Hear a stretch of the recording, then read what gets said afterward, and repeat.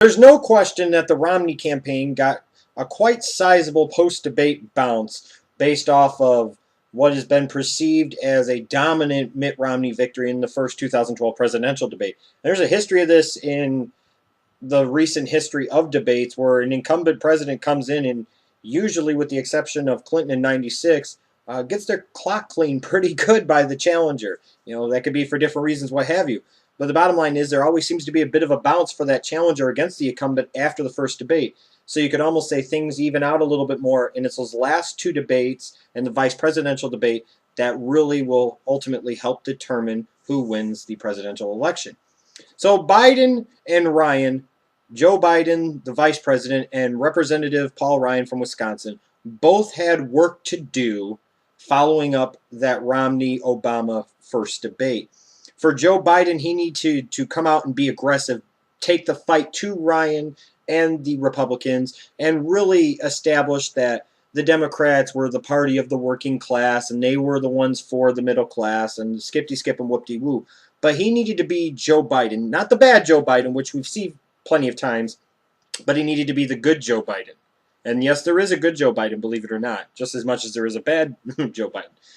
But he really needed to help energize the Democratic base. I don't know if so much his performance needed to really appeal to independent and undecided swing voters, but he really needed to help rally some newfound support and re-energize the Democratic base. For Paul Ryan, based off of how strong Romney's first performance was perceived to be, you needed Ryan to, create even more enthusiasm for the Ryan-Romney ticket amongst conservatives and in the GOP, because there are still members of the GOP that are not particularly thrilled with Mitt Romney as their presidential candidate. So it was important for Paul Ryan to be an asset, not a liability. And to that sense, since he's a very young congressman in terms of age, the GOP had to be hoping, and Paul Ryan needed to establish that he wasn't the 2012 version of Dan Quayle, basically. Now, both candidates I will talk about a little bit later in the video about overall how they did, but you know me, I believe in truth and cutting through bullshit when it comes to these matters as much as possible, and both of these candidates did a fine job of misleading with things they said, stretching truths, and just flat out sometimes freaking lying or not having a clue about what they're saying. And I'm going to call some of that stuff out now. So now let me expose the BS that quite frankly came out of both candidates' mouth during this debate.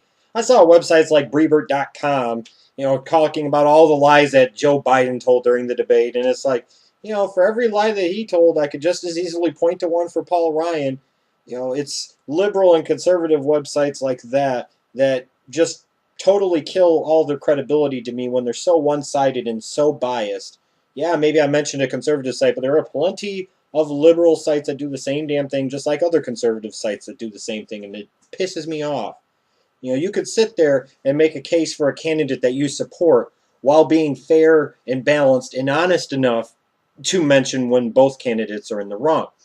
The first few minutes of the debate did not go well for the Democrats, and in particular Joe Biden, as the subject of Libya and the September 11th attack that killed Ambassador Chris Stevens and 3 other Americans in Benghazi was brought up. And the thing that was brought up was the fact that the Obama administration was initially labeling this attack for about a week and a half as not being a terrorist attack, but something that was done because of a YouTube video in the portrayal of the Prophet Muhammad and protesters outside.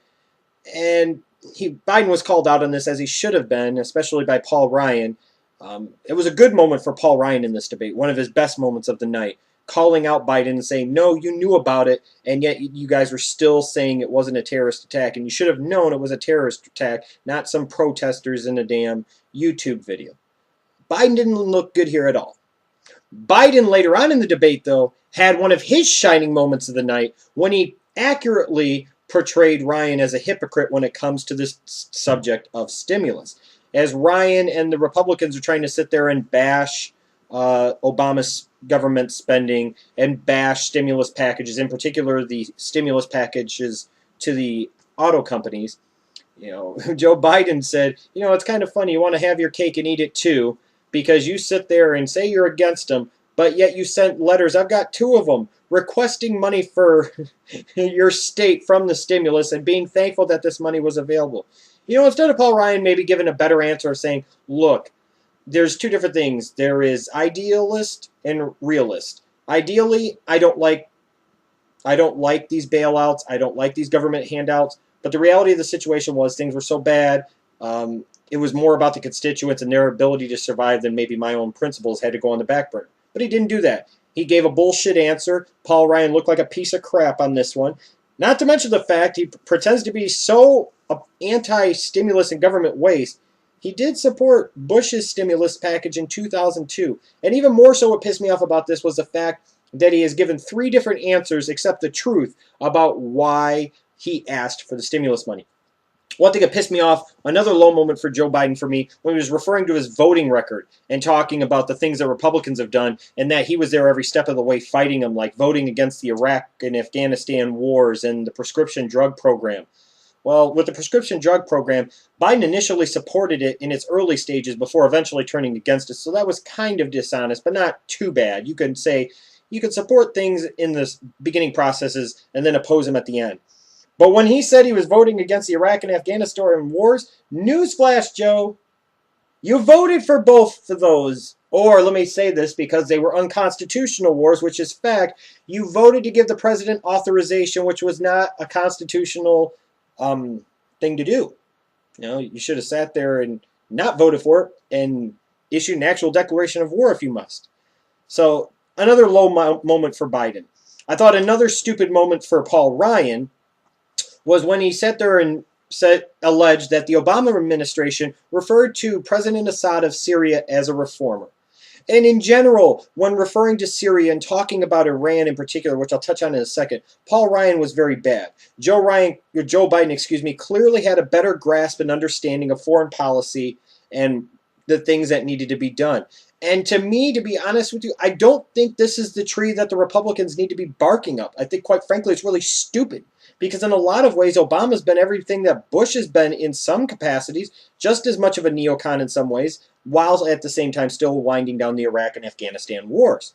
But it was Hillary Clinton that said, as Secretary of State, that there are members of Congress from both parties that believe, after meeting Assad, that he is a reformer. That does not mean that the Obama administration thinks he is or isn't a reformer, that Hillary Clinton is. She was making a statement. Maybe it was a stupid statement, but you can't sit there and say that Obama flat out said, or Biden flat out said, or Hillary Clinton flat out said that Assad is a reformer fact, and that's the platform of the Obama administration.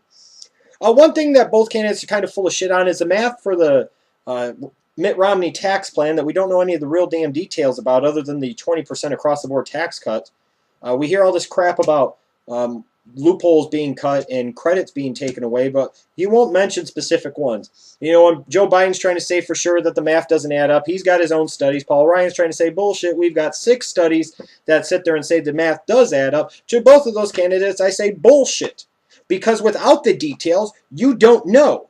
I tend to lean a little more with Biden on this one just because of the standpoint of, in order to make this a neutral revenue program, you're going to have to eliminate several loopholes and several tax credits, which in theory probably will end up raising taxes on a lot of people in the middle income tax brackets. I do think that's a fact, but I'm saying you can't speak to a specific number without having the details, and Romney still won't tell us what credits or loopholes he's wanting to get rid of. And this whole thing about, well, this study says and that study says, some of these studies that Biden's citing are liberal studies. Some of these studies here are conservative studies. This reminds me of back when all the congressional hearings were going on about cigarette smoking. And you could sit there and have all these doctors coming in, and it was accepted fact that smoking caused lung cancer and other diseases and other health-related issues. Well, the cigarette and tobacco industry sat there and said, shit, we'll find our own 50 to 100 quacks that'll sit there and do anything for some money, and maybe they want to be rebellious or what have you, and they'll sit there and testify that it doesn't cause cancer.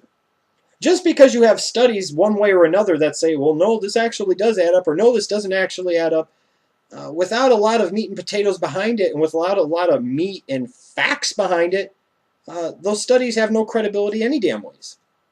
The whole thing about that Paul Ryan said, and again, kind of hearkening back to things that Santorum said in the GOP primary race, and Bush of the 8 years when he was president, and Cheney, talking about Iran and trying to ratchet up the fear about their nuclear capabilities, and talking about they now have fissile material for up to 5 nukes. No, they don't have fissile material for up to 5 nukes, according to pretty much every intelligence study and common sense thing out there.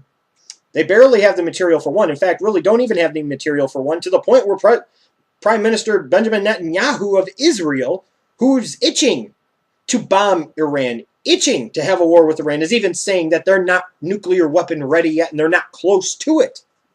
And yet he's sitting there trying to ratchet up the fear, talking about the Obama administration, and then talking about the sanctions, where again, Paul Ryan failed. And Joe Biden's pointing out that these were some of the most stinging, strongest sanctions against Iran, that there was a multinational, effort.